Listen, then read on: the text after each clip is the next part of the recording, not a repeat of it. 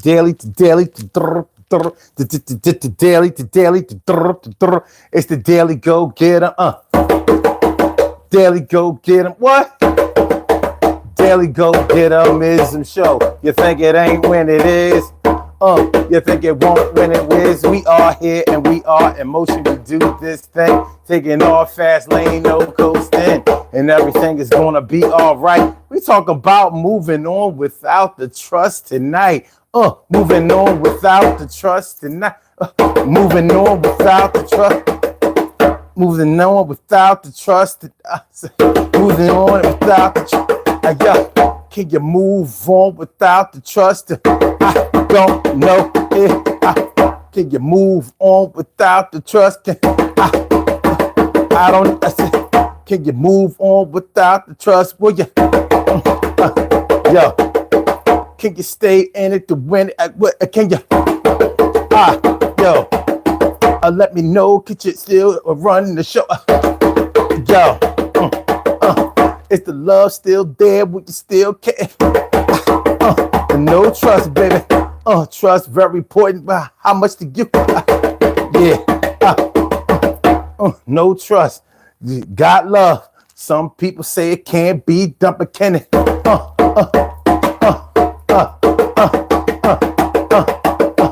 Daily go get 'em show without trust. We can't do it. It's not for us.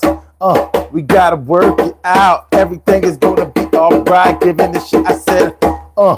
Are you ready for this? Yeah. Am I on that list? Yeah. What's the deal, y'all? Yo, tonight, tell me how you feel, y'all. Let's get real about relationships tonight. Yes, make sure that we do it till it's right. I'm here to say I'm not gonna make sure it comes all kind of way. All right, this is how it's going down. It's the Daily Go Get 'Emism show. I'm your host, Son 752, aka Omar with the and if you can't say Omar with the then you just say Omar with the R. Tonight we're talking about moving past it, or trying to move past it without trust. Trying to move past it without trust. So we're talking about a situation where you previously had trust. It might not have been the best situation, but the trust was there. And then the trust was violated.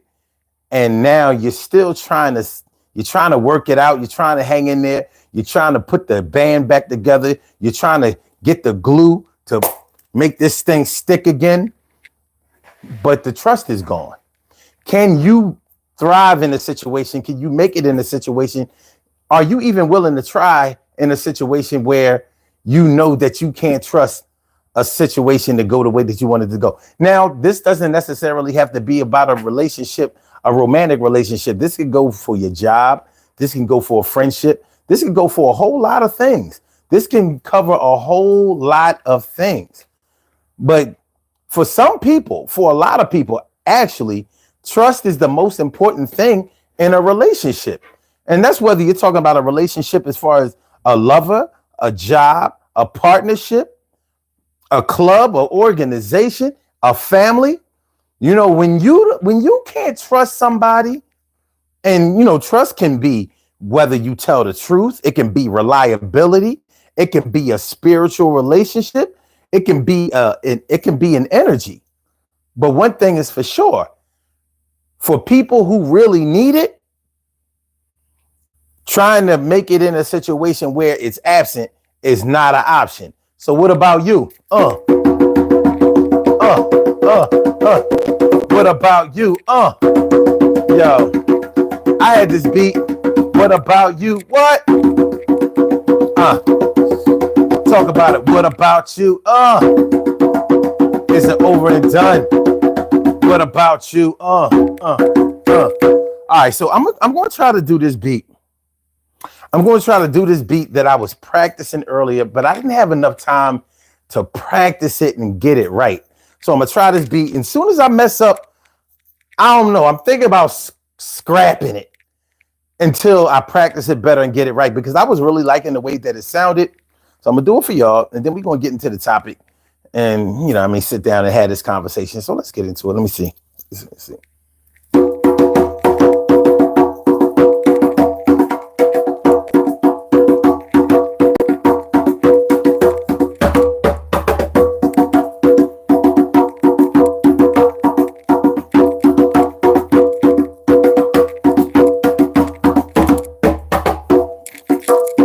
See. I'm gonna try one more time.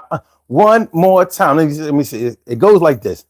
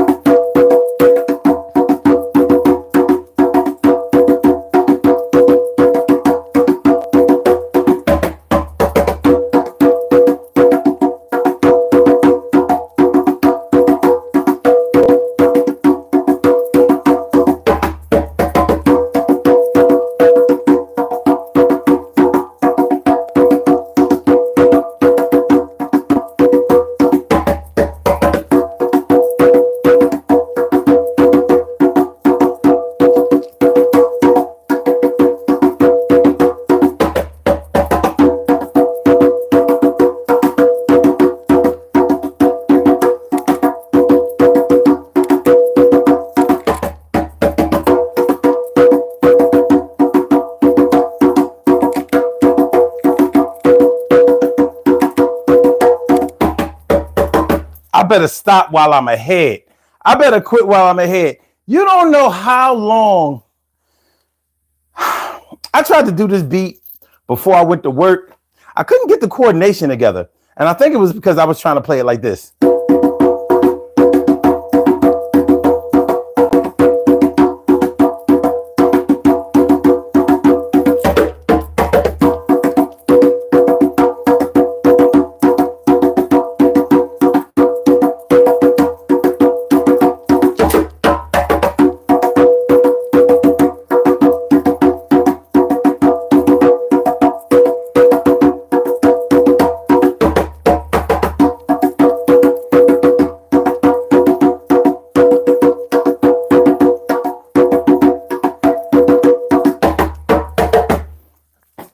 I guess I got it right that time when I was trying to do it with, I don't know. Anyway, y'all might think like, well, the beat wasn't that hot anyway. I mean, maybe you should just scrap the whole thing. Maybe you should just scrap the whole thing. I don't want to. I don't want to. You know how we do. I don't want to. Everything is gonna be good. Name is Sun 752. Yeah, Omar, you know how we do. Everything is gonna work out fine. Yeah, you think it don't, but it takes time. Let's go, y'all. Do me a favor, man. As y'all come on in here, do me one little solid. Please hit that like button. That's all I'm going to ask you to do. I'm not going to sell you nothing. I promise. I'm not going to try to sell you anything. You know, nothing like these cool daily go-get-emism shirts. I'm not going to try to sell you that. No, I'm not even going to try to sell you the one in white. I'm not even going to try to sell you the one in black. Not me.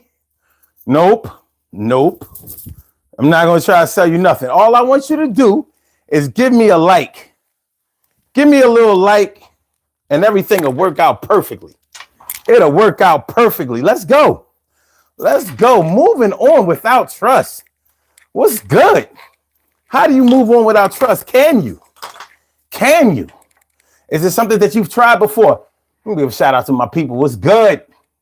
T Carry right morning, noon, and night. It's always great to have my peoples going directly into your site. And Maya M. Okay, what's good? What's good? And SMT, practice it a few times. If you mess up, I appreciate the encouragement. I do. I mean, listen, I'm not like an expert drummer or anything like that. I'm sure you figured that out, but I like to make music, so I do it. SMT says, you got this, brother. Man, thanks a lot. Thanks. Appreciate that. Nightbot says, welcome to the chat. That's what's up. Welcome you to the chat. Says, yeah, you got this. You come on, brother. You can do it. Damn, man, y'all giving out encouragement. Buttercup 25, what's good? What's good? SMT says, that's fun, LOL. I was following your hands, and it's really nice to play. That's dope, man. That's dope. Says, drummers, percussionists, unite, no doubt. What up? And he says, the beat's only hot if you think it's hot. And it seems like you got the vibe of it's hot. Oh, that's hot. That's dope. That's hot. Hold on, let me just.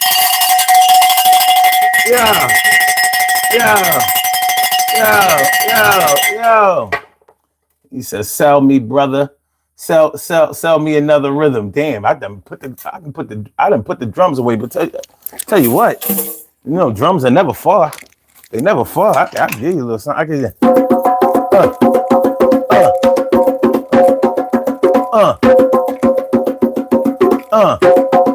yo.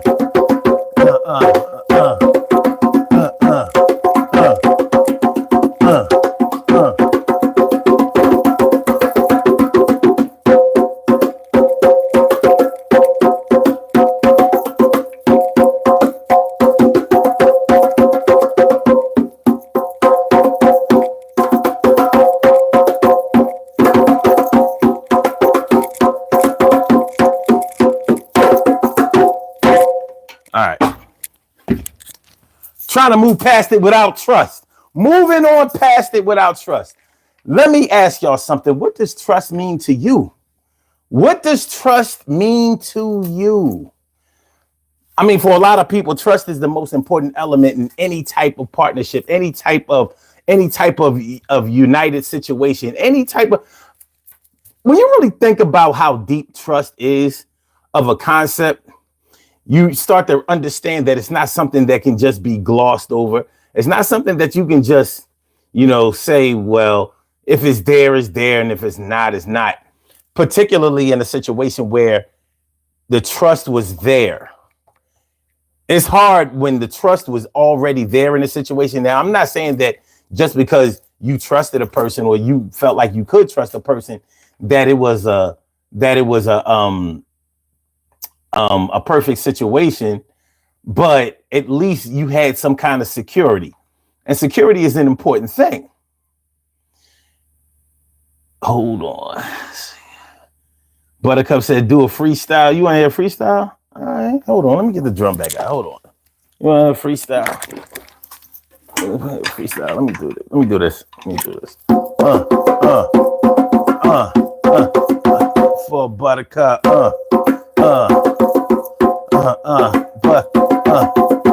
Yo, what can we talk about? Can we talk about Thursday riding out?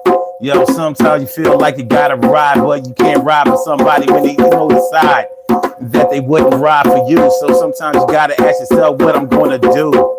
Should I try to protect when I know they would come for my neck? I ain't trying to get put in a noose, and if you try to hang me up high, I'm gonna get loose. Cause I ain't dying by nobody else, and I ain't really trying to kill myself. I know that the time has come for me to run, and I gotta make some decisions, son. Will you be part of the decision?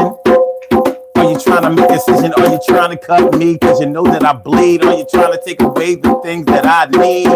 Well, I ain't having that. I'm trying to stack, make my pockets fat. Do you know where I'm at when I say that? Do you understand? Not trying to chase the cat. Had to do that in my young years. Used to throw a lot of vodka back and a lot of beers. And I shed a whole lot of tears. Lost a lot of people, and I'm wondering why I'm still here. But I am here, so I got a purpose, and I'm doing this shit confident, never nervous. So fuck all that bullshit. If you really trying to come after me, then do it. But you're going to have to beat me, and I don't think that is really easy out here to defeat me. I'm eating like a motherfucker. I ain't rich, but I'm not no sucker. And I know that I can be the best that I want to be out here, and you'll see. Yo, my name is Sun75. I do my thing, and I make sure that I always stay alive. Not only that, I breathe breath into others, and I make sure that I build with my brothers, yo. And my sisters, they be loving the gun. You know how to go. They know how to go, because the shit is hard. Yo, life is kind of tough, but it's tougher than a motherfucker when you know you're not enough for another person, because they always at your back, trying to put a knife in that. Yo, I'ma run it back. I'ma make sure that I'ma stack. Yo, just had to say a little something, get it off my chest, and yo, say the rest. I'm a saver, and I'll make sure that I got the good behavior. Yo, you my neighbors, they be like, the boy is loud, but he doing his thing, so I'm kind of proud. When I get it on the TV screen, maybe the movies one day, yeah, you'll see. All right, man. Okay, all right. Moving on. Oh, shit, I'm sorry. Moving past it without trust. Moving past it without trust. Maya, you subscribe? Appreciate it. That's what I'm talking about. Let's build the community. Build the community. Appreciate it. Make sure y'all hit the like button. Make sure y'all hit the like button. Please do not hesitate to hit the like button. My people's West is in the house. My people's West is in the house. What's good? What's good? He says, that was great. I appreciate that, man. I appreciate that. All right. So in a situation where I don't care whether it was a romantic situation, I don't care whether it was a marriage, I don't care whether it was a family situation. When you have had a situation and you have trusted somebody or some people in a situation, and then something happens to remove your ability to be able to trust, but it might not be a situation that you can just quit. It might not be a situation that you can just terminate. It might not be a situation where you can just leave. How do you move past and deal with the situation at hand when there is no trust that you can lean on? Now, understanding that although you may not have the trust that you used to have in a person or a situation, you may still have to trust them just by default. Like, let's take a job. Let's say you work at a job where you feel like somebody at the job is trying to come for your job. So they're either trying to get you in trouble or make you look bad or, defame your character. There are a lot of different ways to make a person uncomfortable at a job. And the most uncomfortable part about being at a job and being uncomfortable is this is the place where you are going to get money for your livelihood, to put food on your table, a roof over your head, clothes on your back, shoes on your feet, fillings in your teeth, toothbrush for your tongue. There aren't too many things that are worse than having to talk yourself into going to work every day because you can't stand the thought of being there for another 8 hours and even overtime for some of y'all. So somebody might be making your job situation unbearable. They might be making it a terrible place to be. And because you don't have another job lined up, you might not be ready to go. It might not be an option for you to just say, well, you know what? Deuces. I'm out of here. I gotta go. That might not be an option for you right now. So how are you gonna set your alarm to wake up every morning to go in? How are you going to take the commute, put the gas in your car, and ride to the job? How are you going to get through the 8 hours? How are you going to be productive? How are you going to get to a place where your paranoia is not taking over? And I have to mention the whole part about the paranoia because a lot of times you think that somebody is out to get you, and sometimes they're not. Sometimes it's not like that. But if it feels like that, it feels like that. So what are you going to do when it feels like that? Happy Buddha, what's good? Nicole Ellis, what's good? Thanks for coming through, man. I appreciate y'all. Appreciate y'all so much. Thank you. Let me make sure that Happy Buddha gets taken care of. Hold on. Let me play a little something. We don't take super chats lightly around here, so.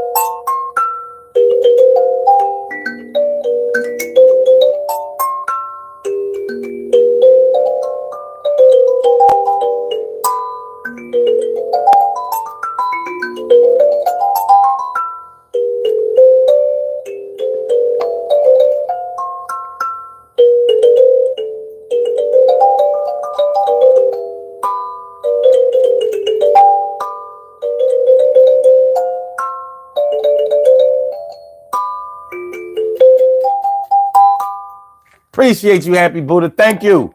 Thank you so much. Appreciate that. Thank you so much. What's good? What's good, y'all? All right.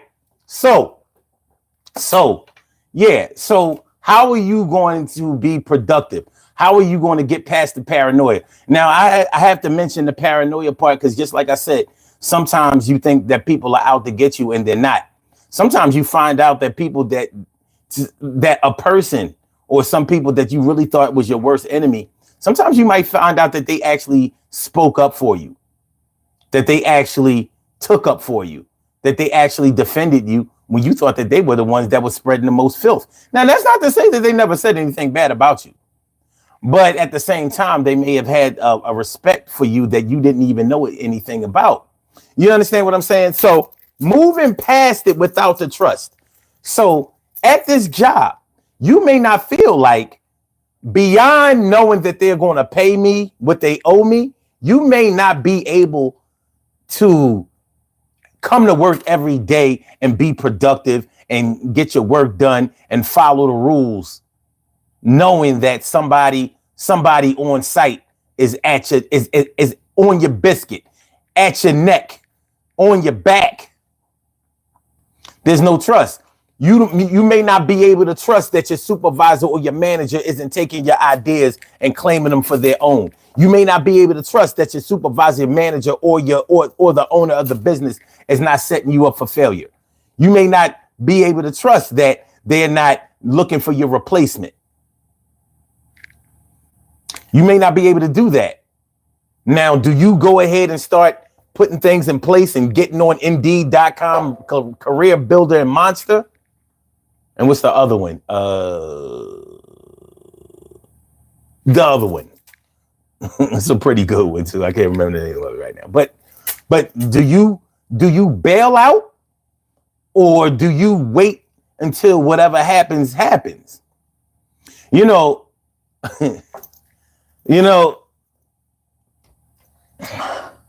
as we grow, as we get older, as we mature, we have to learn how to ride a situation out.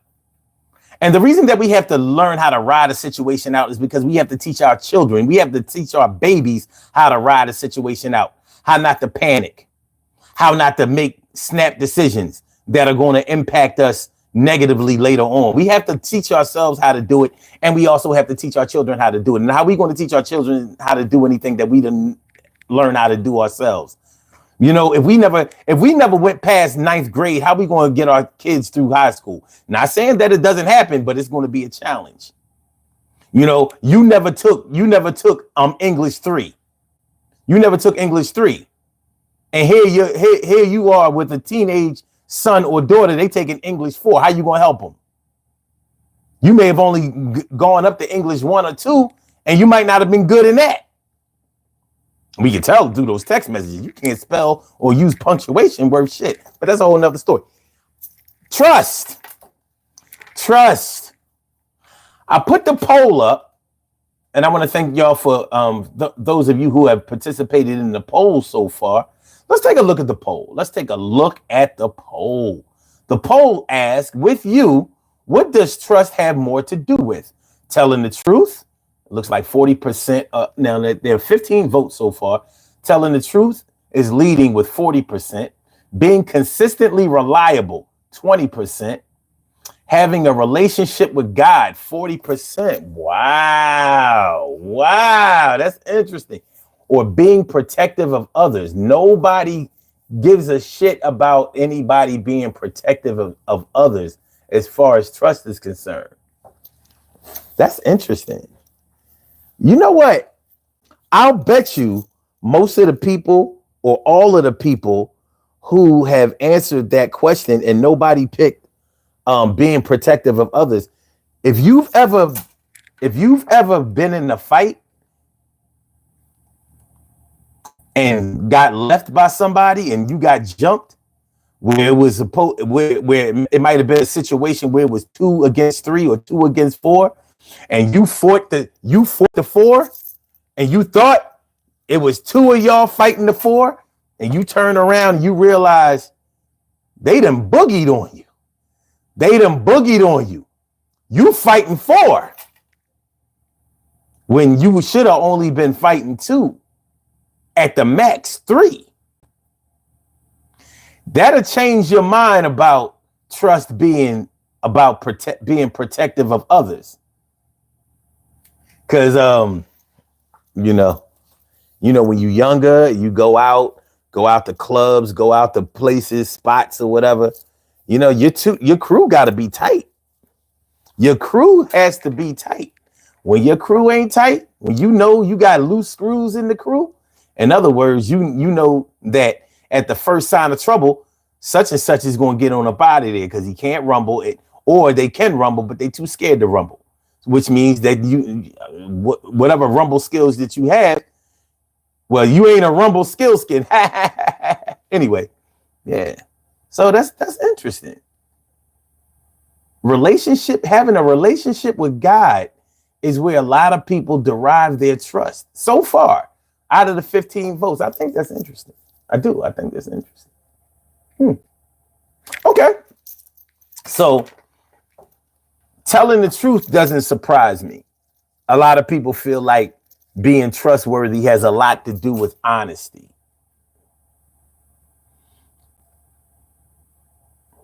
To be honest with you, no pun intended, but to be honest with you, I'm not as offended by people who lie as other people are, because that's not exactly where I've judged most of my trust to be. Me personally, I think I lean more towards being consistently reliable. That's where my trust comes from. Like, if I know that I can count on you without me being there, if I know that you will do the right things and be where you're supposed to go, whether you see me there or not. Anybody can work hard when the boss is watching, but will they do the work when the boss ain't come? When they know that the cat's away, do they become mice? Do they become rats?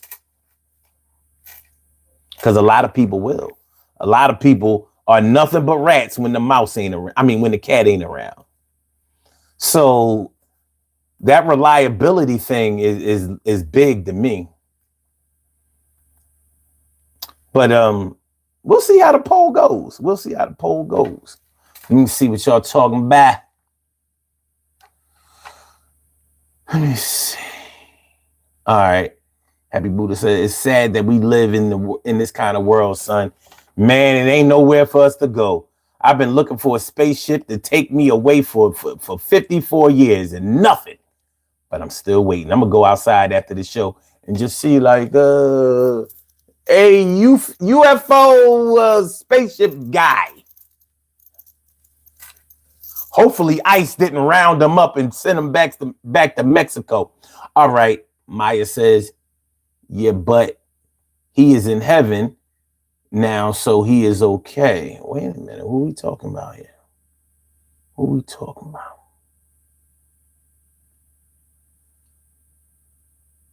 Oh, wait a minute. Oh, wait, I think I missed something. Oh, Maya says a couple of months ago, my dad died. Oh, yo, I'm really sad to hear that. My deepest condolences also. Okay, so Buttercup was offering condolences. That's what's up. It's sad. It's okay. Yeah, but he's in heaven, so he's okay. That's what's up.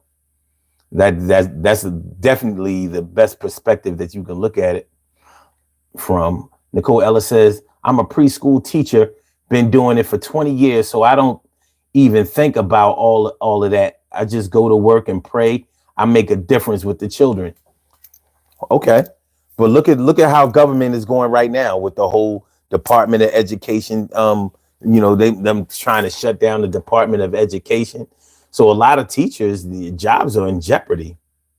Really, especially in the public school sector. If you're a private school teacher, I guess it won't affect you that much. But then again, it might. It might, because some people may start considering sending their kids to private schools as an alternative. You know, like,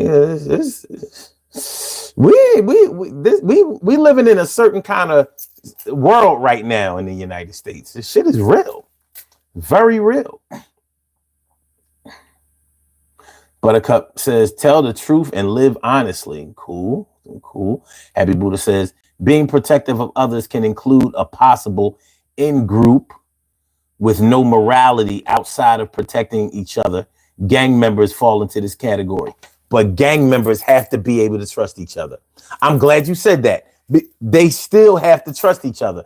They may trust each other in negativity, but nonetheless, they have to. Their whole gang is set up over trust, if you think about it, because most gang members look at the gang as their family, and that's because their family has not been there for them, has not been reliable for them, has not been protective over them, has not shown love or care or sensitivity or you know or any concern for them.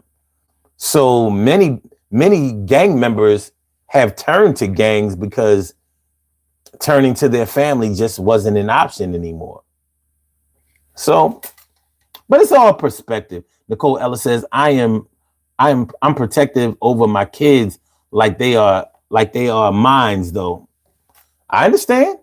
And a good teacher should do that. Happy Buddha says, I would honestly trust someone more who doesn't place me in a situation to where I need to throw hands. That's true. But you don't have to be put in a situation where you have to throw hands. You can listen, just because you don't mess with anybody doesn't mean that nobody will ever mess with you. I know that. I've lived this life. I've never been the type that went out looking for trouble. Does it mean trouble has never found me? I've been in violent situations that I definitely did not promote or provoke.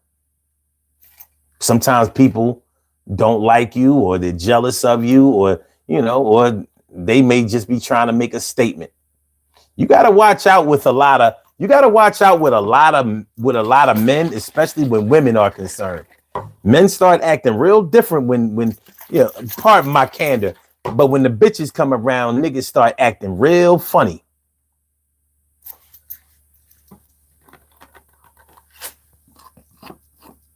And most men can attest to this, even the ones who I'm talking about.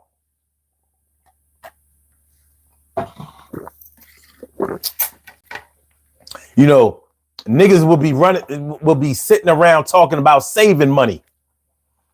Yeah, I ain't spending it, blah, blah, blah. Let the women come in. Now everybody talking about spending money. Yeah, I just dropped this money on this 30-foot boat. Yeah, man, I'm about to hit the high seas. You know what I'm saying? You know what I mean? Dropped another 1,500 on some rod and reel tackle and shit. Yeah, 30-foot boat. When I get this boat, shit gonna be. I'm hook up the boat to the brand new Bronco and shit. Drop the boat in the water. You know what I mean? We gonna go out. Now this boat, we gonna go so far out, we gonna find treasures and shit. You know what I'm saying? Get the snorkeling gear. Matter of fact, let me go spend another stack on an aqua lung. I might want to swim with some dolphins. Yeah, I swim with some dolphins, and I'm all the way up north. I'm up in Cape Cod and shit, up in Massachusetts. You know what I'm saying? You know what I mean? Talking about dolphins can survive in cold water. Before the bitches saving money. Yeah, man, I ain't got money to be doing. I'm trying. Yeah, I need a discount. After the bitches, shit, money ain't a thing. Let me go ahead. Oh shit, you know what I mean? You know me. I'm ready to throw something. You who needs something? You need to hold something? Because I got it like that. Yeah. So yeah. Trust. It's a little bit different. Shirley Sherrill, the world's most precious and greatest pearl in the world. Shirley Sherrill, the world's most precious and greatest pearl in the world. What's going on, Ma? Maya says, Sometimes I get so angry that I want to fight someone, but I have to meditate. Well, that's a good way to quell your anger. That's a good look. That's a good look. It's good. It's good. Levels is good. Levels is good. Levels is good. Happy Buddha says, my man breaking out the V8. Oh, nah, this ain't V8. This is way stronger. Compared to V8, this is like a V12. It might be a V16. Yeah, we need extra vowels on it. Yeah, this might be a V16. We're gonna double the 8. SMT says, hey, it's you again. Hello once more, brother. He says, be careful around them dolphins. They'll do things to you you wouldn't expect. Okay. Okay. Duly noted. Happy Buddha says, I've seen more fights over women, especially when it's folks have been drinking. Alcohol, women, and money are some of the touchiest subjects in crowds of men sometimes. Exactly. So you know what I'm saying. You know what I'm saying. You know, before the women, you step on somebody's feet or something like that. Oh, they might apologize to you. Oh, I'm sorry, brother. Oh, excuse me. Women come in. Yo, man, step on my fucking feet. Yo, fuck wrong with you? Fuck out of here. Oh, what? Oh, you got a problem? It get different. It get different. No, now to be fair, I've heard that women act different when men come around too. But I don't know if it's as pronounced as it is and as noticeable as it is when women come around men. Men are different when women come around. Don't let her be halfway cute with a body.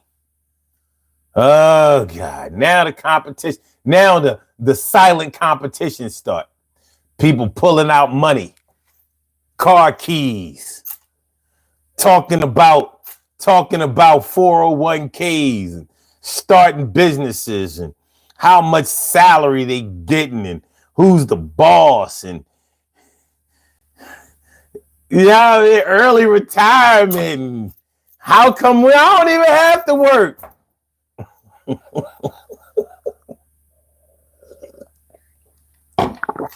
Nigga!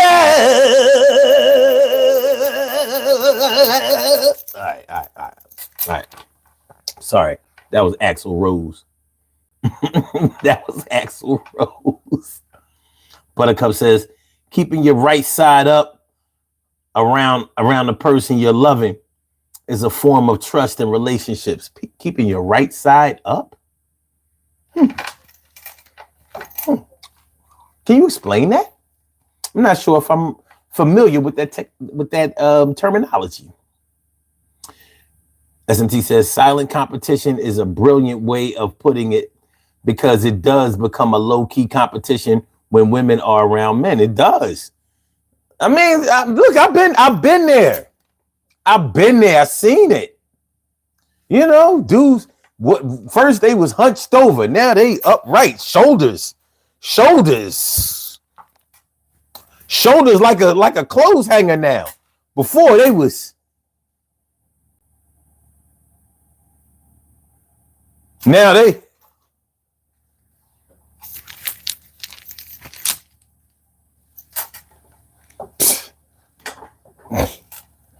Some of these bitch ass motherfuckers start fixing their hair. Look, I'm a fix my baldy. Yeah, shave day tomorrow. Get my, you know what I'm saying? Yeah. Look, I'm gonna just play with any hair I do have. Yeah, get right. Big Butt Tanya is in the house. I said Big Butt Tanya. Turning it out. I said Big Butt Tanya. Big Butt Tanya. Yeah, you know I'm trying to stand up and get behind you.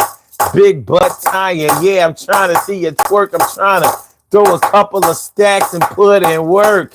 Can you twerk? Even if you can't, I'm trying to do everything to get up in your pants. Would you trust me to go through? Would you treat me like Goku? You understand what I'm talking about? Yo, big butt time. I'm trying to turn you all out. I be loving you like a fat man loves cake. And I'm trying to make this film with just one take. And I'm promised it'll be first run. Everything is going to be all right. You the one. I never seen a joint like you before. And I'ma never treat you like a whore. But you're the one for me, like SWV said back in 93.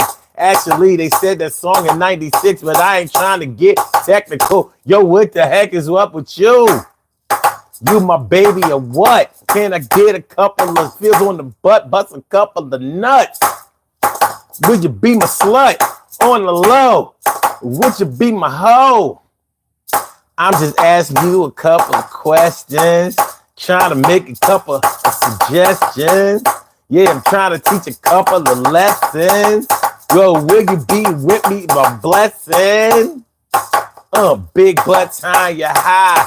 Yo, I gotta get with you, that ain't no lie. Yo, give me a try. And don't treat me like the gangsters when to do the drive-by. I'm stopping at the crib, and I'm meeting your mom. Even your dad, I ain't know that you had a two-part family. I knew you was the one, but yo, they made you. They broke the mold, you know what I'm talking about, son? Yeah, you know what I'm talking about. Everything is gonna be all right. We're working it out. All right, man. All right. Moving past it without trust. Please hit that like button, y'all. Please don't be stingy with the likes. Please don't be stingy with the likes. Please don't be stingy. Please don't be stingy with the likes. Okay. Happy Buddha says they cut out social circles, ostracize one another, and play all these social games. My people's magnificent Morocco. Oh, magnificent Morocco. What's up, man? Gave your name back. What's good, doggy? What's good? That's what's up, man. It's my people. And SMT says people that are like that, I believe, will never achieve what they're looking for. It becomes fake and only specific things and only for specific things at that point. You might be true. I mean, you might be factual. You might be right. SMT says, brother, freestyling now. On that, I love this. That's what's up. Happy Buddha says, this is a great talk show. That's what's up. That's what he says. Get this man behind a doll? What's a doll? I don't know. All right. It says, I'm starting to think there's a little bit more than juice in that cup he got. Nope. I don't drink. I don't smoke. I don't take no coke. I don't shoot nothing in my veins. Let me explain. I stopped drinking on, what was it? Hold on. I stopped drinking on December the 8th, 2012 and never took another drop. And yo, it was hell. It was hell because I had 3 DUIs. I said, that's not going to happen no more. I ain't going to lie. So I teach a couple of the lesson for those who need it. And if you kind of come through me, I'm going to teach it because the lessons that I had to learn was kind of hard. And I ain't trying to go through it again. You understand, God? No.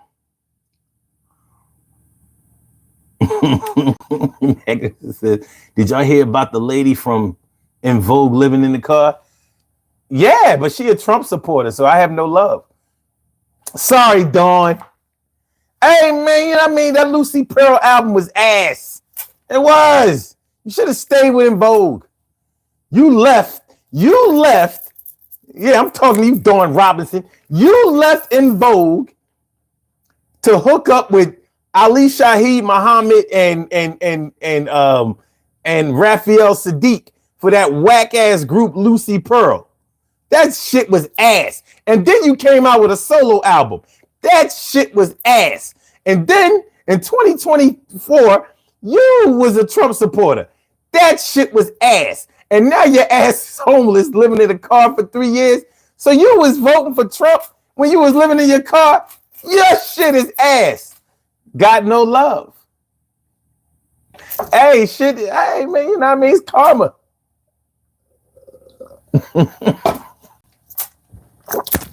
Please don't think I'm non-compassionate.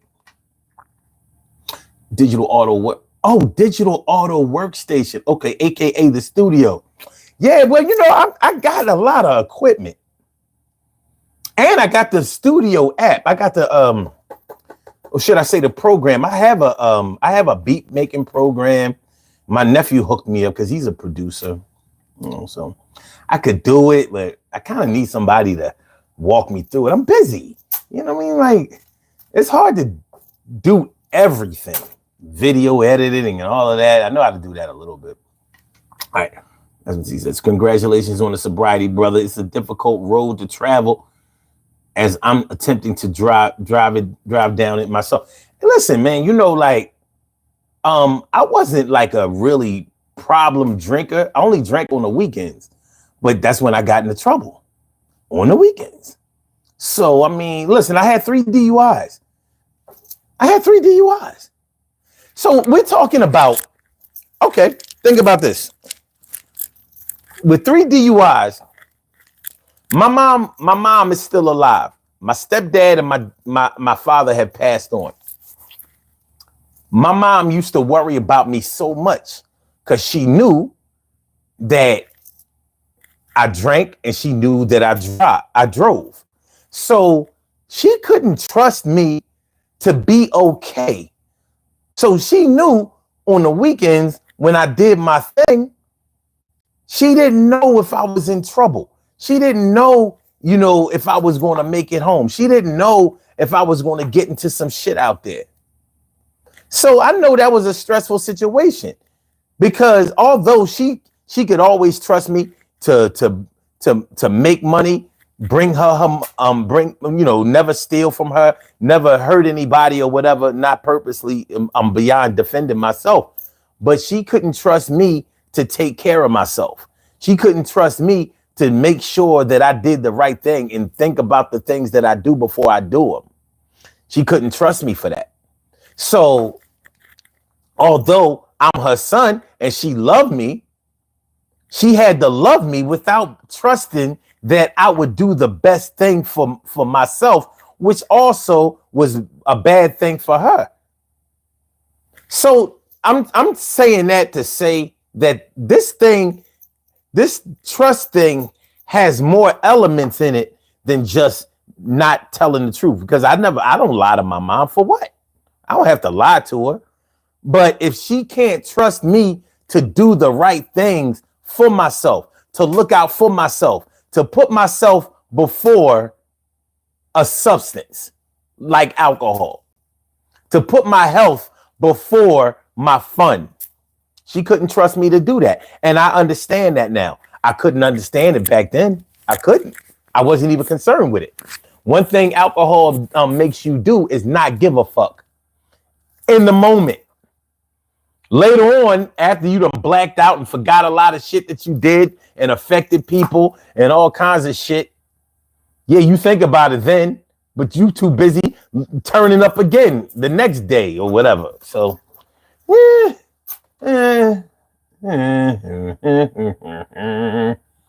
Snapshot Sniper says Blood Moon is out.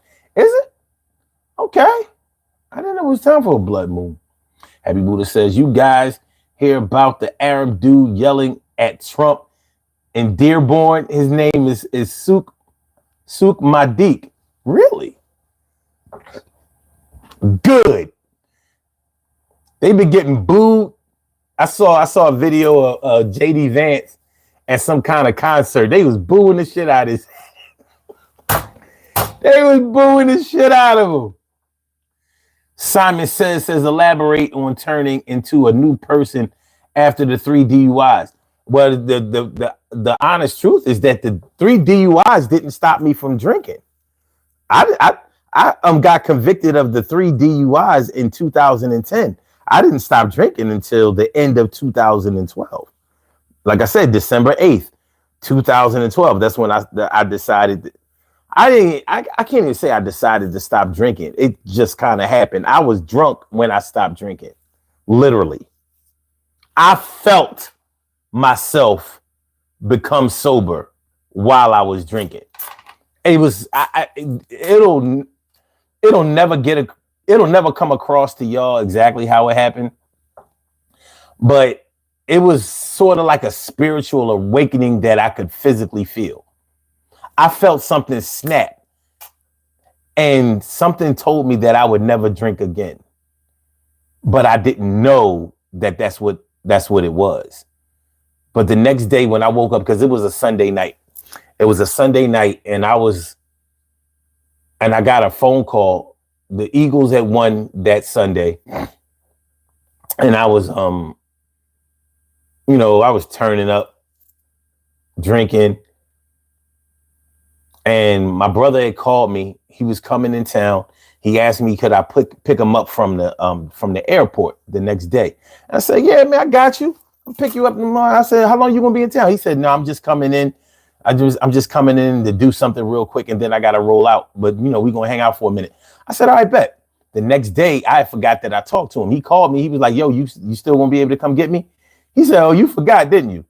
Now, the next day, when I woke up, I felt different. I don't know what you might call it, like a renewed sense of living or something. I knew something happened. And I said, no, I didn't forget. I went to go pick him up. And I was talking to him about, how I said, I don't know what's going on, but I don't know. I got this funny feeling today and blah, blah, blah. So next Friday came, the Friday of that week, and that's when I would have normally started drinking, and I didn't feel like drinking. I didn't hit the liquor store. I didn't go get no beer. I didn't do nothing. I sat on the couch and I watched TV that night, and I was like, and then the next day, Saturday, time to redeem myself. I didn't feel it. The next day was Sunday night. And I had a, this is when I was doing stand-up comedy. So I had a show that night. And so I was like, well, this is kind of like the real test. Because I'm going to go do this show and I don't think I'm going to drink tonight. So when I got there that night, one of the comedians was like, yo, son, what's going on, man? What you drinking tonight? And I was like, nah, just give me a soda. I don't feel like drinking tonight. I'm good. He was like, yeah. I said, yeah. So went on stage, did my thing, killed it, took my black ass home, went to bed. And I was like, so let me get this straight. You made it through this whole weekend. Not only did I not drink, I didn't want to drink. And I've never wanted to drink again. So it's not like I weaned myself off of alcohol. I didn't stop drinking, or whatever. But I had prayed to stop drinking years before. But I don't know if y'all have ever done, I don't know if you've ever had to admit something to yourself that you actually had to admit to God and you ain't really want to do it. Like God don't know. So it was like, all right, God, like, all right, listen, this is just between me and you. I got this little alcohol problem. I need you to take care of it. I got 3 DUIs. I'm in trouble, legal trouble. This shit is taking up all my money. The DUIs is expensive as fuck. I didn't mean to cuss, God, but you know what I'm going through. But this is what I need you to do. I just want you to deliver me from drinking too much. I only asked to slow down. I didn't ask to stop altogether. I just asked, like, can I just drink socially? Instead of getting drunk, just get buzzed. Just get a little tipsy. Just get nice, sociable. He said, yeah, I got you. Boom. He killed the fly with a sledgehammer. And that was that. And I've never wanted to drink alcohol again. And so I didn't have to go through, being around people who drink. I can be around people who drink, smoke, get high, whatever. I'm like, look, that's your journey is your journey. Mine is mine. The time might come when you decide to change your life. My time came. So now I got to deal with other things in life that don't involve alcohol. Because when you stop drinking or using drugs or whatever, your life doesn't immediately become perfect. You still got to deal with the other things that you've been ignoring because of the drugs and alcohol. So you got to learn to work it out. All right. Magnificent Morocco says, Dawn needs to drive to Philly. I got a place where she can stay and I will put her to work too. That's what's up. SMT says, have you ever taken any psychedelics like mushrooms, LSD, mescaline? No LSD, no PCP. None. I've never taken any drugs. I've never been into drugs. The only weed, I smoked weed for a year, but we're not doing no drugs. I ain't built for that shit. Honestly, I think I'm too fly to be on drugs, but I felt like I was too fly to be an alcoholic too. Sometimes your ego will stop you from being destructive. And my ego definitely played a big part in me stop drinking, because I was like, I'm not going to have people running around here calling me no drunk or no alcoholic or weak or unable to overcome anything that I've gotten myself into. If I get myself into it, then I can get myself out of it. I'm not going to let people that I consider to be less than me have me feeling like I'm less than them or anybody else. So my ego played a large part in it. That's why I had to speak to God about it and nobody else. So, you know what I mean? But whatever you have to do in order to get better, I encourage you to do it. Maya, you got to go? Well, I appreciate you coming through all day. Without a doubt. All right, SMT says, I didn't mean to cuss God. My bad. It was literally like that. I cuss all the time. Happy Buddha says, just went and saw the moon. It's a trip. Damn. Well, what part of the where are you? Where are you? Will you see a blood? Because I ain't see no blood moon. I want to see one. SMT says, here's a big part 2 question for you. Going back to trust, do you believe that God has trust in you and vice versa with your trust for him? And what is God to you within that trust or in general? Damn, that's a deep question. But it's actually a question that I've thought about before. And I'll say this. Faith in God only works if you have faith in God. If you are a believer, then God works for you. If you're not a believer, God works, period. But he won't work for you. So sometimes you have to have faith or you have to have belief that something will happen in order to will it to happen. So I believe that God is possible. I mean, is the reason for any and everything that happens in this world. Everything. So they say, to him be the glory, to God goes all the glory, right? So you can't only like or love God when he makes you comfortable or when you think that he's doing the right things. You can't blame the devil when you're not doing the right things. I mean, who's more powerful, God or the devil? Who created who? Who's responsible for who? Now I'm saying all of that to say this. I don't expect to pray today and get what I want the next day. I don't expect to snap my fingers or go to a revival and think that I can summon God to do my bidding. It doesn't work that way. So, but I do trust that if I do my part, then eventually, if he sees fit, he will provide for me whatever I deserve. But he will decide what I deserve. I don't get a chance to decide what I deserve. The earthly me can decide what I deserve, but ultimately, spiritually, he decides how your life is going to go. He'll decide how comfortable you are. And so, yes, I trusted him. And I think he trusts in me too. But he trusts that I'm fallible. He trusts that I'm going to make mistakes. He trusts that there are times I'm not going to do the right things on purpose. He knows this. So he has a different kind of trust in me than I have in him. I'm not sure if that answers your question, but that's about the best way I can answer it. Oh, you in Chattanooga, Tennessee? Wow. We find out y'all got a different moon than us.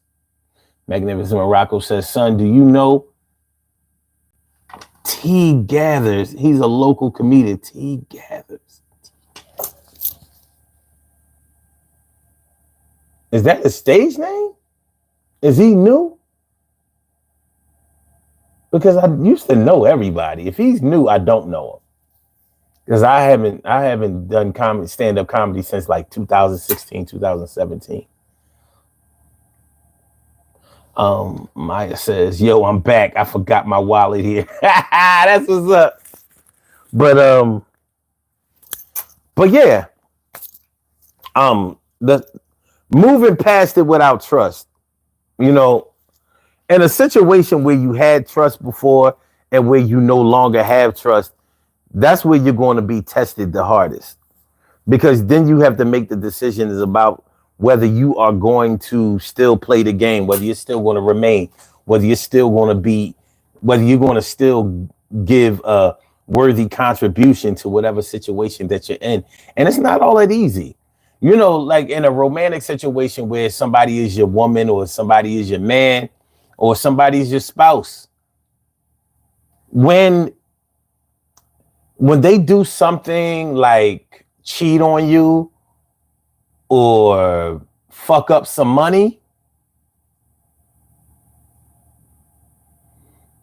it's going to be hard for you to trust. That's not to say that you're going to be willing or ready to go. Some people might end the situation where where they can't trust like they want to be able to trust. And some people will stay in and try to make things better. I mean, in a marriage, if somebody really honors the vows of for better or for worse, for richer or for poorer, richer or poorer, sickness and in health, you know, those vows really mean some things to some people if they really, really love each other. So how do you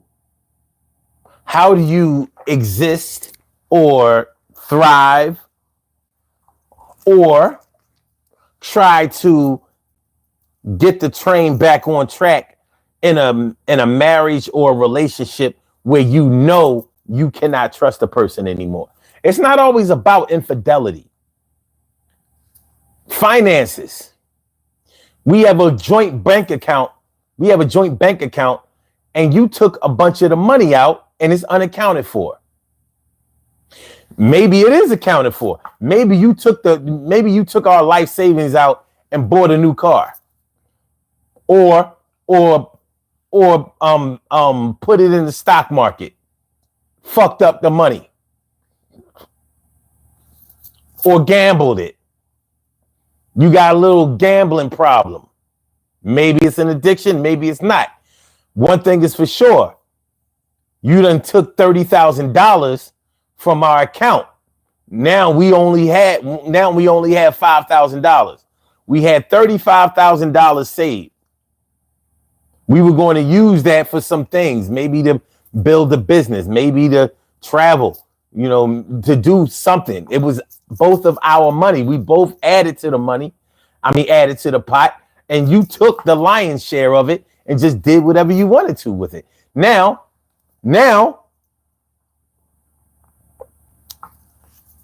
technically, if we're married, that's our money. So you had just as much right to spend it as I did. But the thing is, you didn't honor our agreement to let each other know what we were going to do with the money or when we were going to take out a large sum. So we could have at least some kind of plan to replace it.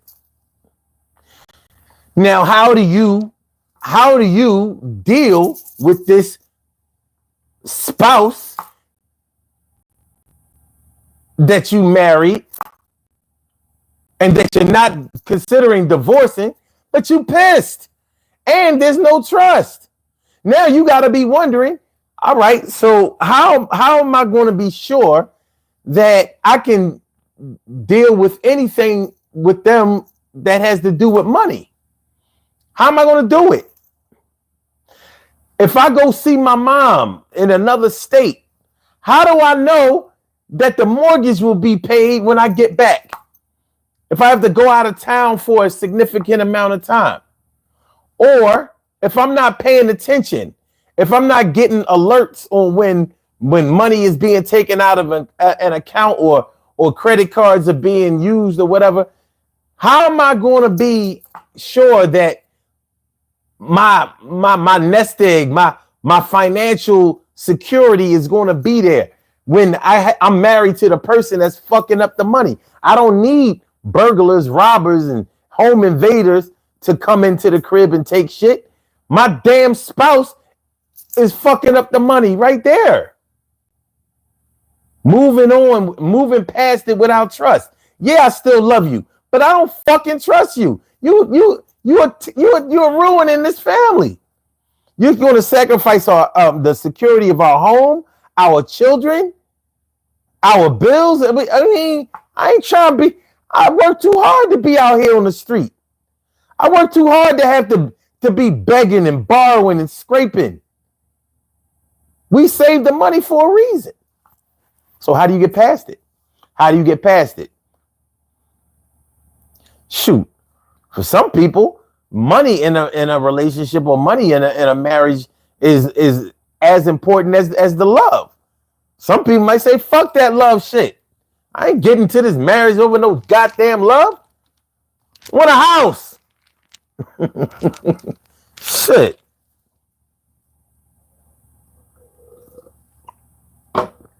So it can be tough. It can really, really be tough.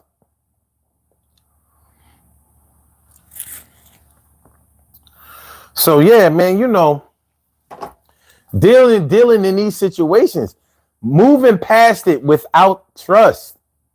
Moving past it without trust. I need y'all to hit that like button. Need y'all to hit it like all of a sudden. Yo, don't be stingy with the likes. You don't like the show, take a hike. I appreciate you coming through. Hit the like button is all I ask of you. That's all I need you to do. And lend me an ear. Yo, do you hear? Please hit the like button, mash it. Yo, make sure you bash it. Don't hit it twice, cause that'll take away the like. And I ain't trying to do that shit for real, sight. Do you understand? Okay, we got 19 votes on the poll now. Telling the truth is still leading. Telling the truth is leading. That's the leading horse. Having a relationship with God has taken a little hit. It's down to 32%. Being consistently reliable, 26%. Being protective over others, nothing. Goose egg, 0. All right. Choices are choices, baby. Choices are choices. All right. Yo, Maya, you funny. All right. Shirley Cheryl says, phew, I was about to start a GoFundMe for you, Maya. And Beetle, what's up? Says this man celebrates Kwanzaa. You don't even know how to spell Kwanzaa. I don't know whether you was, I don't know if you trying to be funny. I don't know if you being serious. I mean, there's nothing wrong with celebrating Kwanzaa, but that's just not the way you spell Kwanzaa. Kwanzaa is spelled with a K, not a Q, not a U. Spelled Kwanza, Kwanzaa. It's an easy word to spell. So I don't know, son. All right. Shirley Cheryl says, house without love. Some people can, not me. I need it all. Yeah. Well, to be honest with you, some people choose choose money or security in a relationship or in a marriage because they don't feel like love is available. If you're in a situation where somebody doesn't show any love, give any love, express any love, you may not think that love is important. You know how they say you can't miss what you never had? Well, I never believed that was true. I think you can miss a lot of things that you never had. I mean, think about it. If it's not there, it's missing. If something isn't there, it's missing. And that's the root word of miss. Well, miss is the root word of missing. So yeah, if love is missing, you miss it.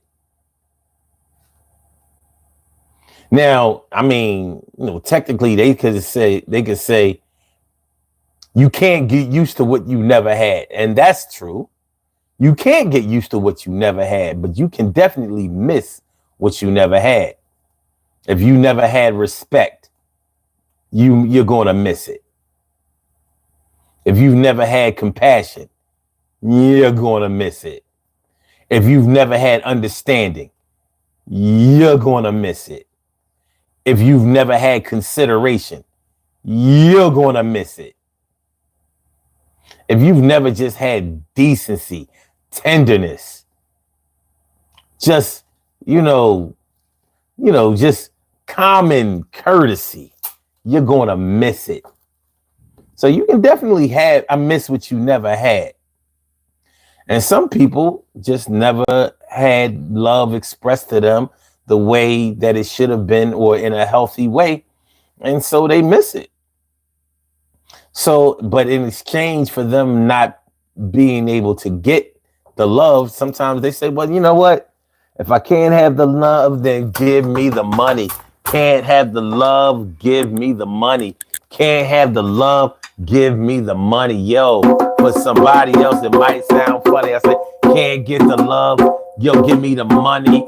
I'm talking for real. No, it's not funny. I knew that my spouse wasn't down with me from the heart and from the beginning and the start. So I said I better stack my cash because the money is the only thing that's going to last. I know that we won't be together till the end of time. And so I got to get all of this cash and give me mine. Yo, they might not be able to give love, but they know how to give paper. So I'm another caper. And I'ma make sure that I taper.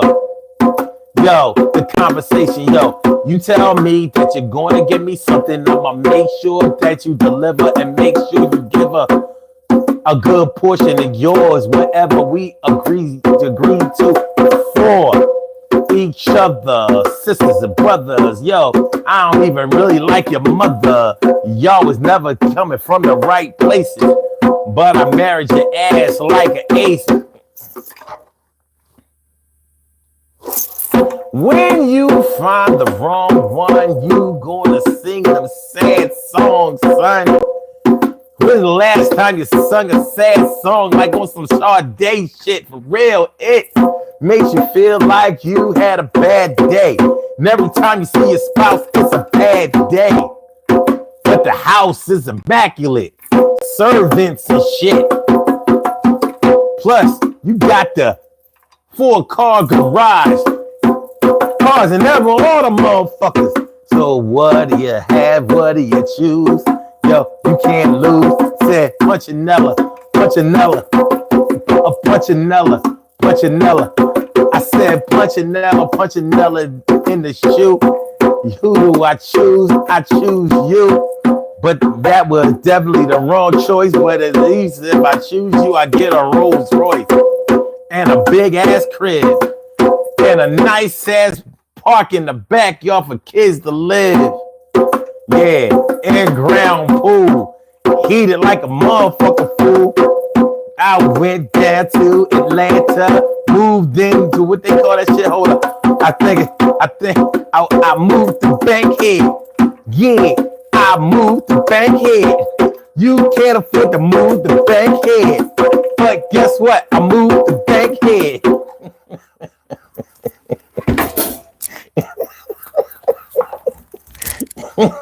Yo, I'm just saying, son. Hey, yo, for real, for real. Word mother, for real, for real. All right. All right. Maya says, my old second grade teacher said I was too funny. Word. Cheryl says, but if I had it, I would want to be in a, oh, I think you mean, but if I had to, I would want to be in a life without it. Make sure I'm reading this right. But if I had it, if I had it, will I want to be in a life without it? Yeah, I don't. Listen, man.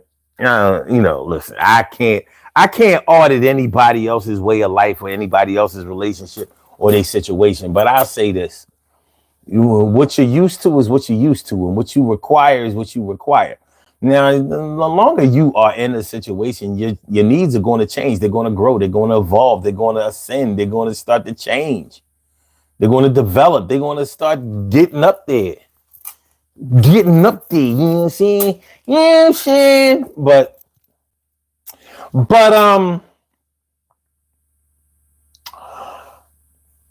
moving past it without trust.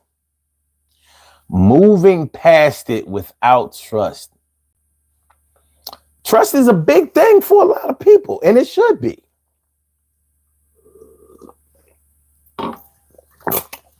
It's a big thing. It can be. So, Maya, you leaving again? Says, I gotta go by, brother. I gotta go by, brother. Well, man, I'm glad that you stopped through, and I appreciate you. We had a good time. Everything gonna be all right. Everything is gonna be all right. But yeah.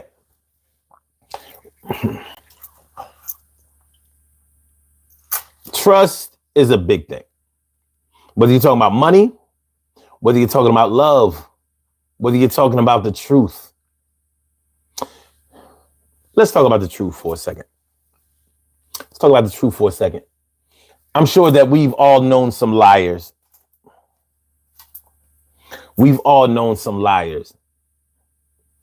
Some people excuse lies.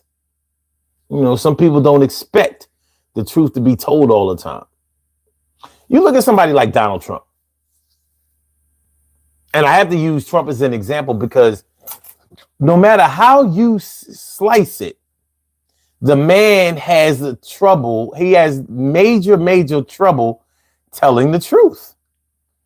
You cannot rely on him to be truthful.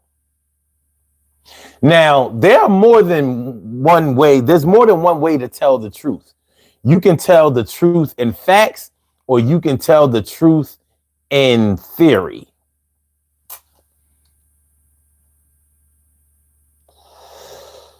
You can tell the truth in theory. But one thing that I think is hard to deny is that you can't rely on Donald Trump to relay information, factual information to the American people. Why would a man want you to take away all fact checkers? Like he refused to be in any situation where he's going to be fact checked. I mean, that lets you know that the truth ain't in him. The man sat in front of Congress last week and said that scientists from the Democrats are trying to make mice transgender. He said it more than one time. They are making mice transgender. Now you have to ask yourself, why would anyone waste time and money on doing that? So he was lying because the word that he was messing up was transgenic. And the scientists were making the mice transgenic. But transgenic is showing how they react to cancer treatments so that they could develop more effective cancer treatments for human beings that have cancer. But he told everybody that they were making mice transgender. And he did that because he knows that Republicans have a problem with the whole transgender thing and all of that. It's a big deal to them. I mean, I don't support that kind of stuff, but I don't spend a whole lot of my days, nights, or anything worrying about what people who want to be the opposite sex are doing. I really don't give a shit. So, but the bottom line is he cannot be relied. Oh, in the presidential debate against Kamala Harris, he said that Haitians were eating the dogs. They're eating the cats. He knew that wasn't true. He said it anyway. So he can't be counted on to tell the truth. Yet people are able to still believe that he's going to tell them the truth, or that he's going to be honest in some way. It's really it's a hell of a phenomenon. It's almost magical. Anybody else in life, I believe that anybody else in life who you knew lied to you time and time and time again, you probably would not believe anything that they say. But with Donald Trump, he can lie once, twice, 3 times, 4 times, no matter how many times. And these are big lies that affect people other than himself and other than the person that he's talking to. But people still believe that all in all, he'll be truthful. Or they'll say that the truth doesn't matter. He still does the right thing.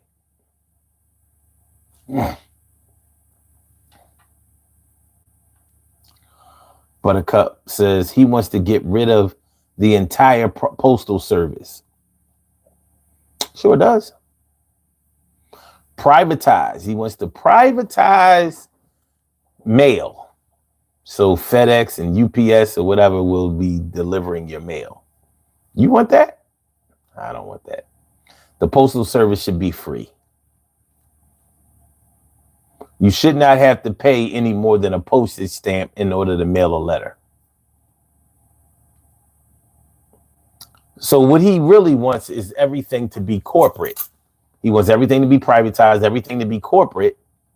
He doesn't want government to have control over anything or to regulate anything. So you have no regulations. You don't have any way of protecting people because you can make things any type of way you want. All kinds of chemicals. You know, there's nobody who's going to tell you that you can't put something out because it isn't right. That's the kind of world he wants to create. And that's the kind of world it was before we put these protections in place. Okay. Now, the way that I look at it isn't the way that everybody has to look at it, and it's definitely not the way that everybody does look at it. Buttercup says, our mail would be delivered through FedEx, UPS, etc. Right? Exactly. And one of the biggest reasons that he wants to get rid of the postal service is because people mail in ballots. Remember, he blamed the postal service for him losing the election in 2020.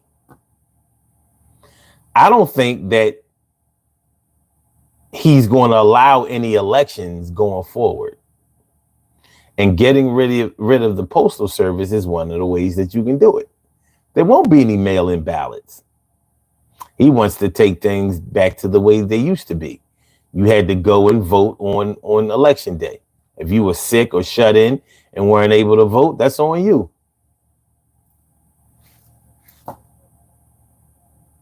So,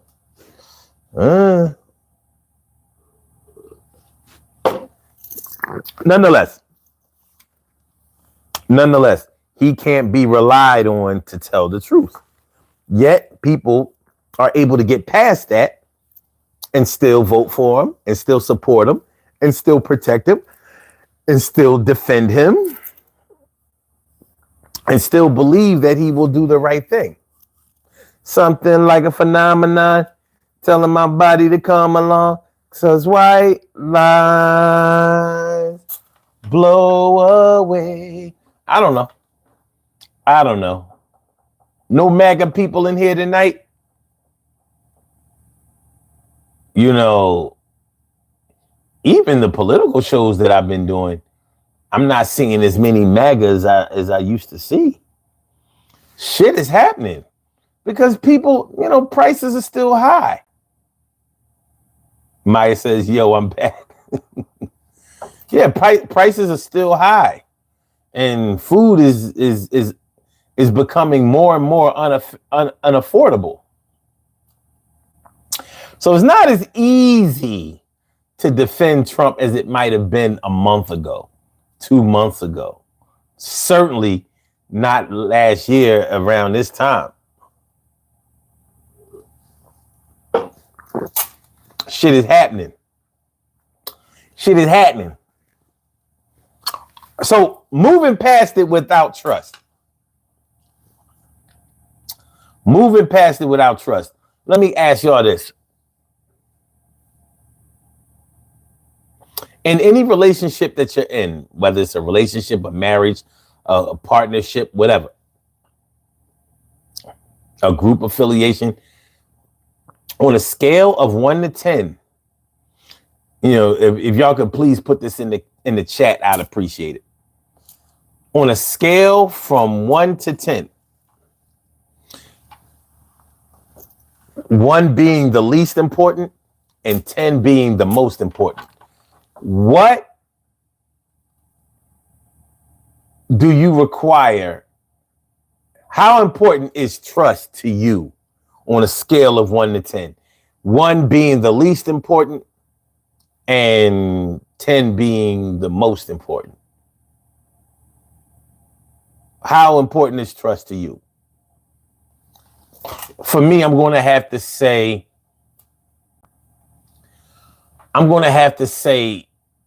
either 6 or 7.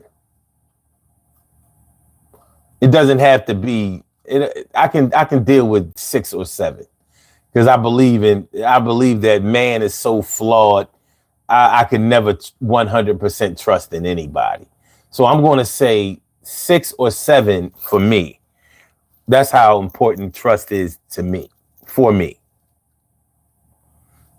And most things, I think that, and when I'm in a relationship, I think that the number might be a little higher.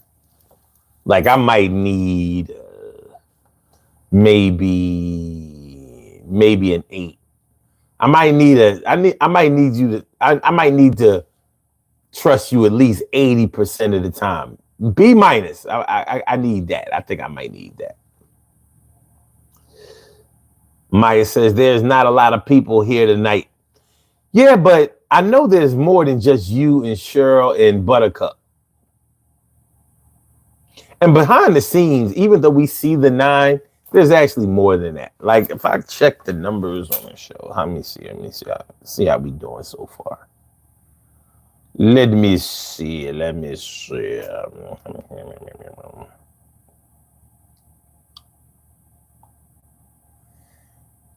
So it says right now we have 226 views. So the number that you see up there isn't always accurate. It doesn't show how the numbers are moving within whatever the number it is that you see up there. So, but with that number that you see up there, as it fluctuates, if I ask the question of how important trust is, I should see 8 responses. Because even though 8 people aren't responding, there are 8 people that could respond. Those are just the people in the chat or eligible for the chat. Those are the people that are watching. So, but Maya, what about you? How important is trust for you in a relationship of any kind? On a scale of 1 to 10. 1 being the least important, 10 being the most important. Shirley Cheryl, what's your number? What's your number? Babe, what's your phone number? Damn, Maya said 10. Shit. No wiggle room, huh? Okay. Buttercup says people aren't perfect. Shit, you ain't gotta tell me. Man, you ain't gotta tell me.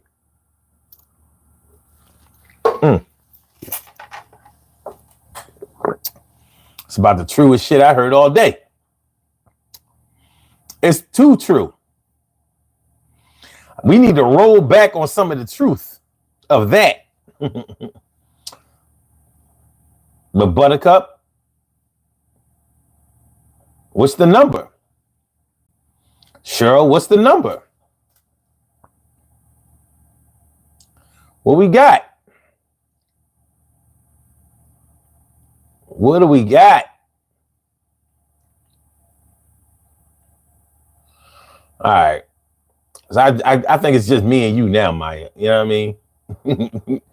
I think they all them bailed out. It's just me and you. It's just me and you. They not talking. Mum's the word. Like I said, for me, it's about 6 or 7. Cheryl says, I've been said my number. What's the number? I don't see it. What did you say? What'd you say? I don't see no number. I don't see no number from you.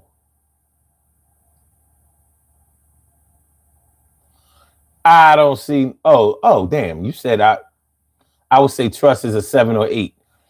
That shit just appeared out of nowhere. That wasn't there before. Wasn't there. I wasn't there. Okay, when you, I don't care what you and nobody said. It wasn't there. It what? Buttercup says 9. Woo! Y'all got high requirements. She got high hopes. She's got high hopes. She's got high apple pie in the sky. Oh, that's cool though. That's cool. Well, all of us picked over 5. So that lets me know that we all think that trust is important. We all think that trust is important. It may be more important for some of us to be able to stay in a situation than it might be for others. But if you think about it, if you picked trust to be as important as 80, 90 or 100%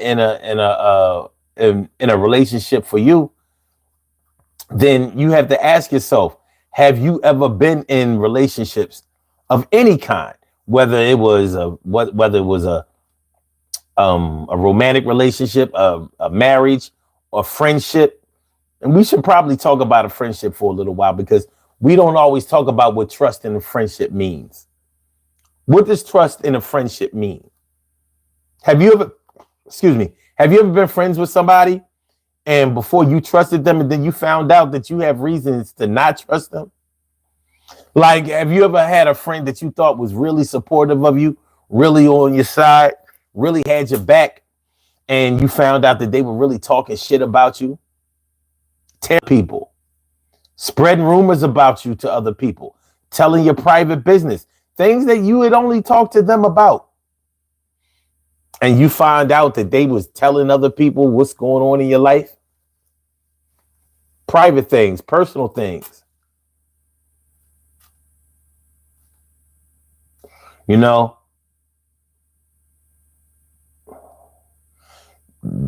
that's not an easy thing for a lot of people.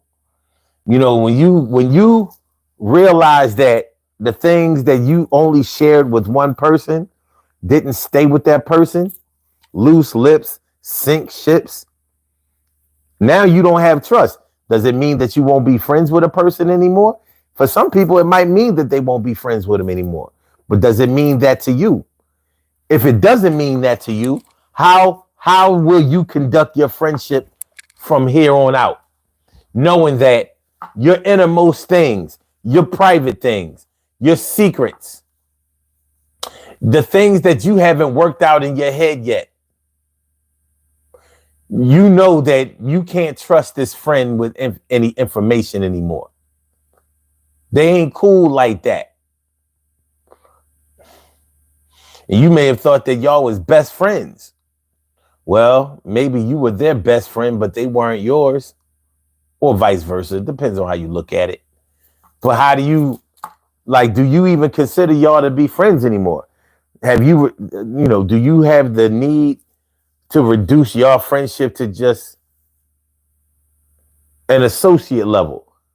Like, no, that was my friend, but I don't consider them to be a friend anymore, because a friend wouldn't talk to my enemies about the shit that's going on with me.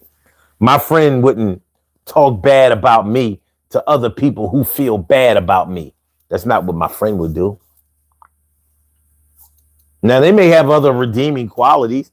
There may be other things about them that let's just call a spade a spade. You may not want to not be friends with them anymore, but you know that you can't trust them. You ever had a friend that steals and think nothing of it? On some kleptomaniac shit? You ever had a friend that steals? So you can't leave certain things around them. They got sticky fingers. It could be anything from a pack of gum to lipstick or nail polish. If you have something that they really, really like, they'll make sure it comes up missing. Not everybody cuts people off because they steal from them or because things go missing when they come around. What would you do? What would you do? Would you or could you still be friends with somebody like that?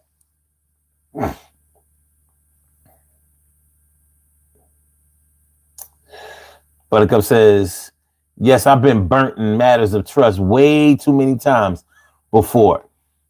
I'm not living this way with the new love, just not tolerating anything less than what I deserve, and I will give the same respect.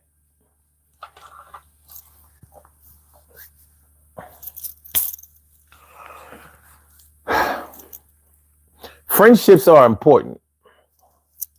Friendships are important. And you may not realize how important a friendship is until that friendship ain't a friendship. Until that friendship ends. Until that friendship has no more reliability. Yeah, I mean. Wait a minute. Okay. You may not realize how important a friendship is until that friendship becomes unavailable. When you realize that friend that you thought was a real friend was not as friendly as you once believed, or when you thought that you could really rely on them and you realize that you can't. Well, you might still be friends with them, but you might feel like our friendship or your friendship has changed. Like, we still cool, but yeah, I have to recalibrate a few things. I had to go back and readjust a couple of things. Yeah.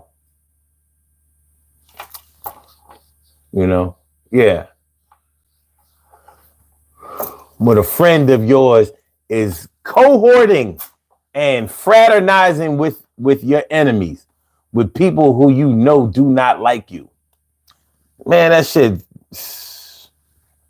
is heartbreaking and it's really, really tough. It's heartbreaking and it's really, really tough. But it's something that you probably will have to deal with at some point in your life. It's probably something that you'll have to deal with at some point in your life. Hold on, y'all. Hold on a second.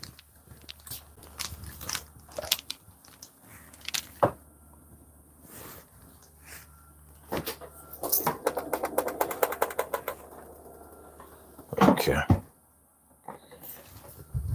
But I'm sure that it's something that most people don't want to deal with. Shit. Especially if it's been a lifelong friend. How many of y'all have had friends that you've known for years and years and years, and y'all was cool as shit, and now y'all might not even be on speaking terms? Shit ever happened to you? You know, somebody you used to kick it with every day. Y'all was together every day, running around here calling yourselves cousins, calling yourselves brothers, sisters, whatever. Y'all was like this. Where you saw one, you saw the other. Where they saw you, they saw your friend. That's how it used to be. Sure ain't like that no more. Now people asking, yo, y'all still cool? Man, I used to see y'all together all the time. Where I saw one of y'all, I saw both of y'all. Now I see them, and I don't never see you. And when I see you, I don't see them. Something could have happened. Y'all might still be friends, but y'all ain't friends on that level no more. It's levels to this thing. It's levels to this thing. And y'all used to be on this level. Now y'all went from top tier, high tier, to mid tier, low tier. Now we just cool. Yeah, that's my people. That's my peoples. If they ever really, really need me, I'll be there for them. But it ain't gonna be like it was before. It'll never be like it used to be. I can't get it back. I can't get back what it used to be, how it used to be. Can't be that no more. That thing dead. That ship has sailed. That has gotten away from us. Float on. Float on, float on. Shirley Cheryl says, I had a relative who stole from others, but claimed not to steal from me. But did they? What they do to one, they'll do to the other. What they do to them, they'll do to you. Is that always 100% true? Well, does it have to be? You still got yourself a notice. Yo, what up with Otis? You know Otis from Martin, the security guard. He with the big tummy, no money. Well, got a sprung. You know what I'm talking about? He was hung. I don't know.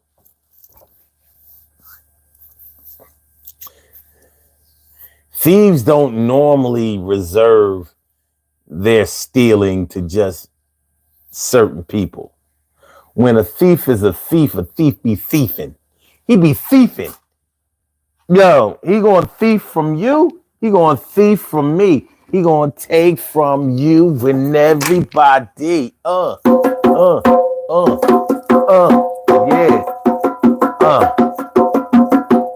Yo, I had a brother who used to steal. That was my man. His name was Will.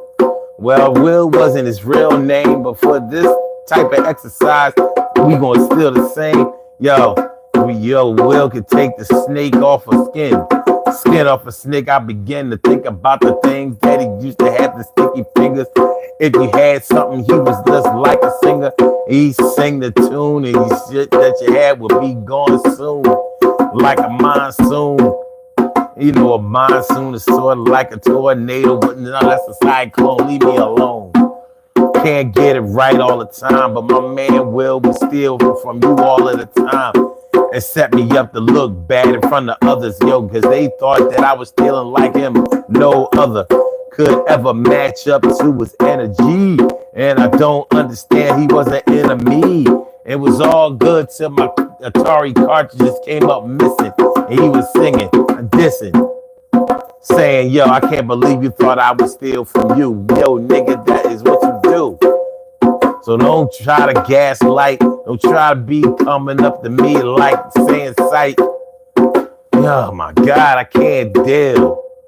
Yo, that ain't the way I feel. I feel like that if we got respect for each other, then we shouldn't come from the neck of each other. But my brother ain't acting like a brother or cousin or anybody that's a friend, so I gotta end. This type of relationship is gone. It's done passed and moved on. Yo, but I wish it was the way it was before. But it can't be like that no more. Are you sure that it ever was really real? Well, I ain't gonna do them like that. So I'ma say, yeah, that was my man, and I can rely on him. And I know I can in certain situations, just not like it used to be. Yo, where is he? Cause I ain't seen the brother in at least 2 years. I can call him up if he still has the number, but yeah. Yo, sometimes it brings a tear to my eye. How we used to be together and get by. Yo, just enough to get by.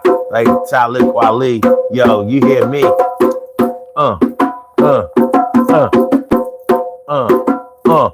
What? Kanye used to be cool with Jay. You know Jay-Z. Hey. Not like it used to be. Shit happens behind the scenes of business, see? When you get together because of cash, that's the way that it's gonna be. No, that it won't last. Business is business, and it's gonna go on, cause I did warn you that they do understand you're gonna get screwed. Alright.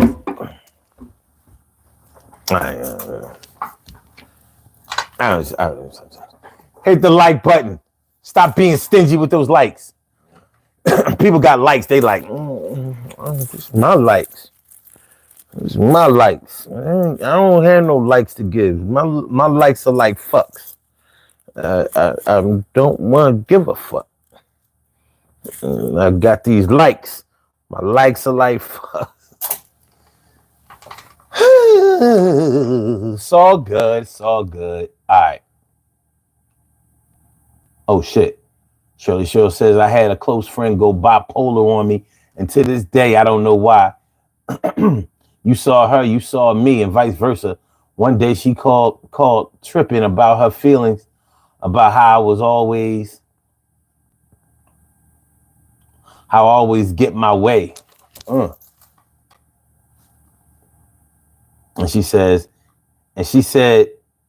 her mom loves me best. I was devastated. 40-year friendship. That's what I'm talking about. That's exactly what I'm talking about. 40 years friendship down the fucking drain. And you know, Cheryl, with this situation, it's funny that you said she got all bipolar on you, because she actually might actually be suffering from that disorder. And there's nothing worse in life than losing somebody who's still alive. If somebody dies, you can accept that you've lost them. There's nothing you can do. But when somebody has lost their mind, or they're losing their mind, or they just aren't in the right kind of mental space that they used to be, and you can't get them back to where they were, you've essentially lost them. And you got to find a way to be able to cope with the loss. Because there's going to be a part of you that's always going to be trying to get back what y'all had, because you know that person's potential. Even if you know that you can't get back the same situation that y'all had before, you may be trying to get your heart back to the place that it was before for them. Trying to get your heart back in the same place that it was previously for them. That's tough. That's tickety tough. Buttercup says, great topic on trust, all varieties. Much loves and blessings to everyone. Good night, everyone. Well, good night, you too. Maya says, brother, you tired? I'm all right. We only got 10 more minutes left. We could actually pack it up now. But nope. We're going to finish the job, baby. We gonna finish the job. We ain't gonna be around here stealing and rob. Nope. We gonna make it. We gonna make it. We gonna make it. We gonna make it. We gonna make it. All right. What we got? All right. Hold on. I'm sorry. I'm checking. I'm over here checking something. I'm checking something. I'm checking something. All right. All right. So, yeah. So, yeah, I mean, trying to get back, losing somebody who's not dead. Oh my God, we've done shows on that. Losing somebody who is still alive. That is a hurting thing. Losing somebody who is still alive. Man. And I've lost a few. I have definitely lost a few. Drugs will do it. And at least in one case, substance abuse is what took him away from me. And he's still away. He's still away. You know,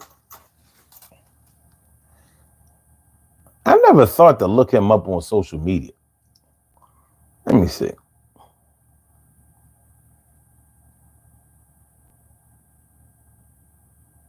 All right. If he was on social media, I was going to be bugging. But he's not. At least not under that name.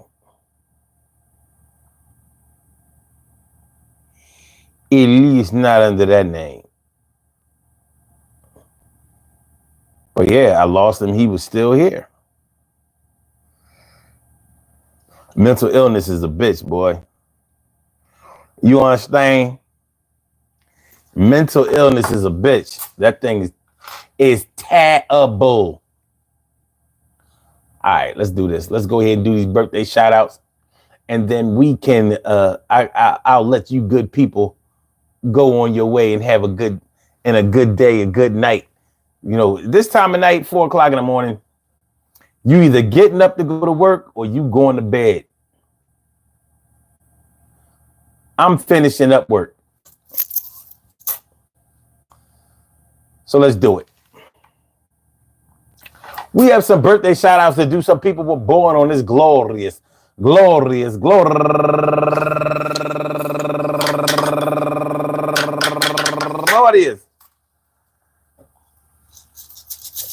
March 13th, and they deserve to be acknowledged. So let's go about our business of acknowledging them and making them feel special because they are special, because they are special, because they are SPECIAL. They get the RESPECT. They are SPECIAL. They get the RESPECT. They are SPECIAL.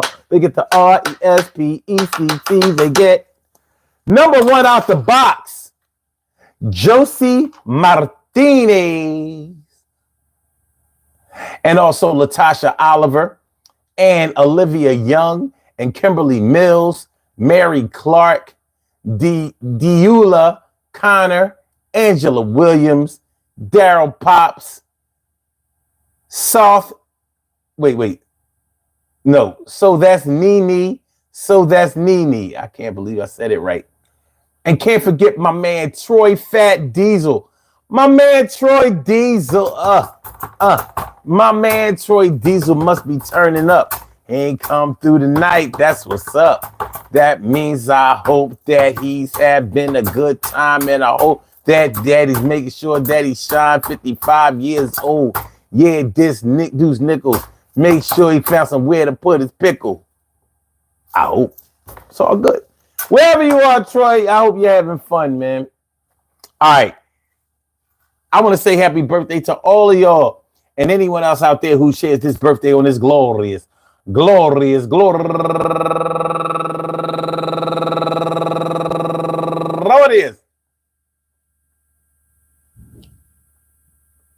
Oh, hold on. Micah Joe, Madam Meek, and Kevin Finney. They need to get this shit together. And Joe Barber, Kyra Rooks.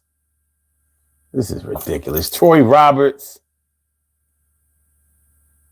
Anywhere out there in the world, worldwide, internationally, yeah, universally, all of y'all go ahead and turn up. But don't turn up too loud. Just turn up loud enough so everybody can hear you. Rock out. Rock on and do the damn to rock out. Rock on and do the damn rock out. Rock on and do the damn thing. You do your thing, y'all. Represent the queens and kings. You do your thing, y'all. Represent the queens and kings. Good things happen to those who wait. Great things happen to those who grind. And anything can happen to those who go for theirs. So go hard, go for yours, and remember, go hard, go for yours, and remember, there was a time when we was thick as thieves. Yo, we was so damn close you couldn't believe. Yo, people used to say, are your brothers or your cousin when you think that we was, or maybe we wasn't. It didn't matter. We wasn't meeting the minds, and we was about two closest brothers that you could find. And whatever I was thinking, he was thinking the same. We was like the courses and brothers. You'll say his name. You say his name. You saying my name. It was most like we had the same bloodline. I find that it's hard to build friendships like that before. When you was a young boy, yeah, you always going for more. Certain things was important in your life, and sometimes you wasn't thinking about the stress and the strife, but that shit is going to visit you, and it's going to stay a while. So sometimes you got to make sure to find a way to smile. So I go bling, just like, anyways, Dentine shit. Yo, let's make a hit. I don't know, at 54 years, almost 55, will I find the same ways to stay alive? Will I survive and all through the rain and make sure that I do the things to reduce the pain? I can't trust you like I did before. And I don't know if I want to be with you no more. But if I do, if I stick around, well, I got to find a way to still be good and still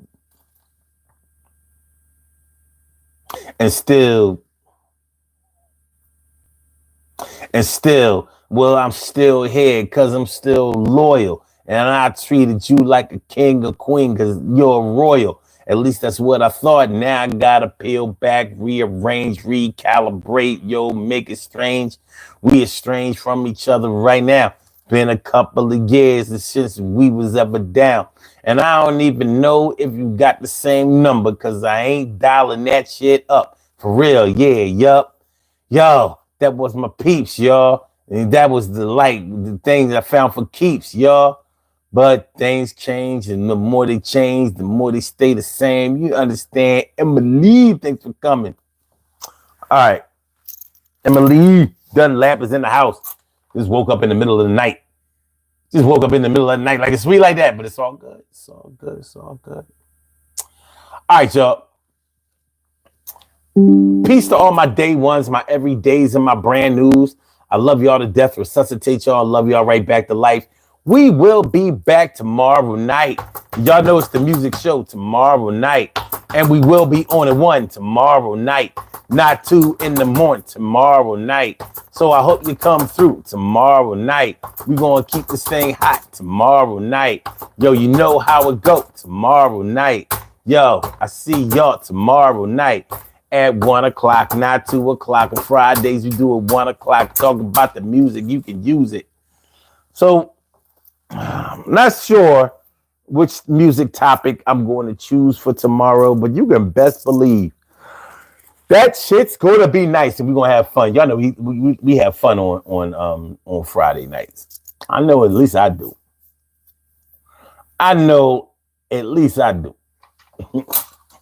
Yo, man, peace to all my day ones, my everydays, and my brand news. Love y'all to death. Resuscitate y'all. Love y'all back to life. Hit the like button. Share the show. Do what you do. You know how it go. So I'm gonna holler at y'all, man. Y'all good night. Peace. Holla.